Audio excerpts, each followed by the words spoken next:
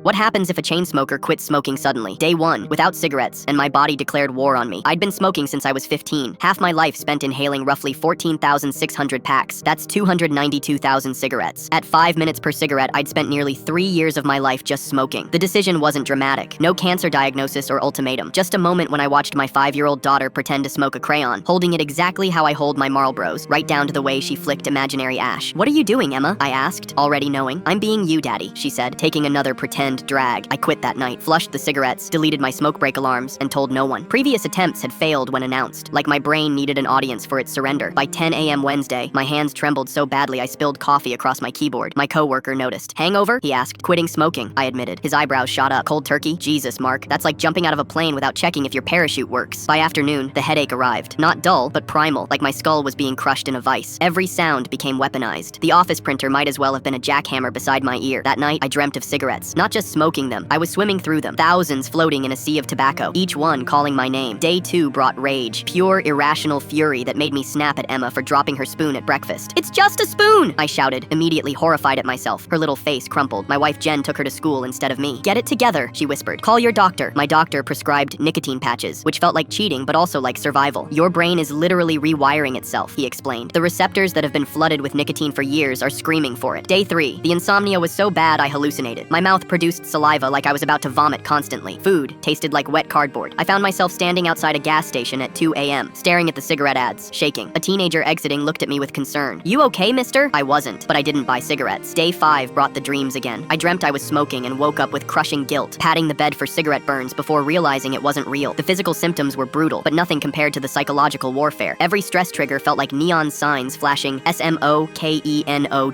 Day 7. I could suddenly smell everything. My coworker's cologne from across the room, the garbage from inside the house while I was still in the driveway, the lingering smoke in my car upholstery that I'd been nose blind to for years. I deep cleaned my car that weekend, gagging at the yellow residue that came off the windows. Day 14. I could climb the stairs without sounding like I was dying. My daughter noticed. "Daddy, you're not making the scary breathing anymore." Day 30. The craving still ambushed me, but less frequently. I'd gained 8 pounds, but my skin had lost its grayish tint. My wife kissed me one morning and paused. "Your mouth tastes different," she said. "Better." Day 60. I found an old jacket with a forgotten pack in the pocket. Instead of excitement, I felt revulsion. I showed my wife, who watched nervously as I crushed each one under the faucet. "I didn't think you'd actually do it this time," she admitted. "Neither did I confessed. "It's been 6 months now. The money I've saved, nearly $2,000, paid for Emma's first real bicycle and a weekend away with my wife. My persistent cough disappeared. Food tastes incredible. Sometimes I still reach for cigarettes that aren't there. Phantom limb syndrome, but for addiction. But when Emma hugged me yesterday and said, 'You smell nice, Daddy,' instead of wrinkling her nose and pulling away, I knew with absolute certainty I would never smoke again. The war isn't over, but for the first time, I'm winning."